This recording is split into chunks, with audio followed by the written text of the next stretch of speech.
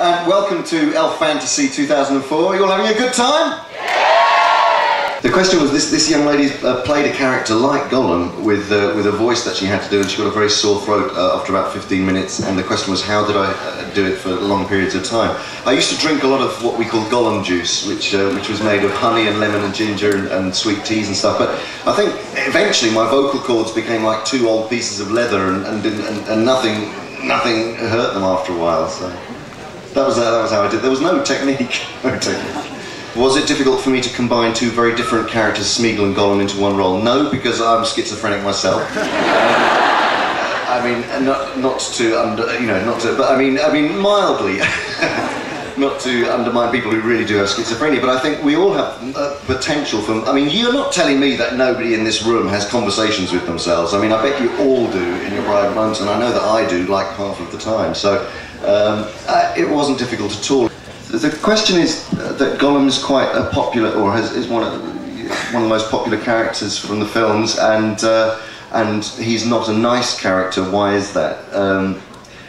I mean, you can probably answer that for yourselves, really. I personally believe that Gollum is perhaps one of the most interesting characters because he is like us, and considering he's the most inhuman in appearance and physicality, he is probably the most like us in the sense that I believe that we're all flawed in different ways, and you know, that he doesn't represent a very clear moral. His morality is very, very ambiguous, like all of ours. And that was my intention when I played the role, was to make him morally ambiguous and keep the audience guessing all the time. And Fran Walsh and Philippa Boyens with the writing, we didn't ever want the audience to think as soon as you saw Gollum, you know what he's like.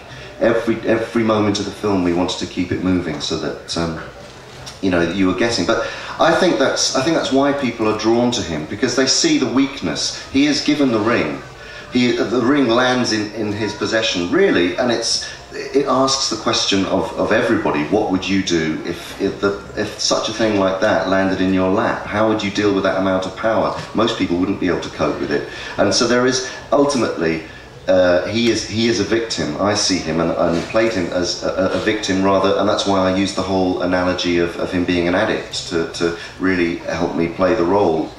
Because an addict is someone who doesn't have control over his actions, and ultimately, no matter how much you might dislike him, you feel somewhere, you will feel pity for someone who has no control over their actions, and I think that's why people have really, you know, taken him on. You know, yeah. Was it difficult to crawl all the time? Well, it was physically quite, it was physically quite demanding, and you know, I spent really, I suppose, the best part of 4 years hunched over, you know, and so I'm really glad about playing King Kong, because his back is exactly the other way, you know. He's got his bum sticks out in the air, and you know, I've got to have some remedial massage therapy on my back playing King Kong, you know. So yeah, it was, but I'll get over it. Is it hard to see all these people dressed like elves? Why? That's perfectly natural. Why would it be strange? No, I don't really see it as obsession. I mean, is it strange? The lady's asking, is it strange to see people who are obsessed, but with Lord of the Rings and the actors involved in Lord of the Rings? But it's just passion. It's like, you know, you could all be watching the football now. It'd be exactly the same. You could be supporting a team. It would be that amount of passion. It's like you're into something, and I'm into something. I'm obsessive. I'm a total obsessive about work and acting once I get going on it. You know, and the difference is that I'm lucky enough that you know, I get a wage for doing it. But there's absolutely no difference. The fact that everybody, you know, it's all about, at the end of the day, it is about coming together, and this is this fantasy fair this weekend is a great example of people coming together who share a great passion, and there's no difference between this and, you know, I mean, I don't even have to think hard to imagine that I'm in New Zealand and you're all part of the film crew and part of the cast, and you know, you're all 100 orcs over there eating lunch, and you're, you know, there's absolutely no difference apart from the fact that, you know, we're lucky enough to get paid for what we do. So no, I don't think it's weird.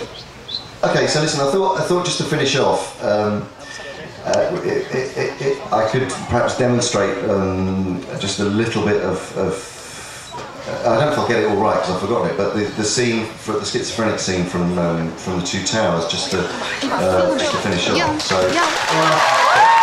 but it goes something like this. And now the end is not now. Okay, it goes. We want it, we need it, we must have the precious.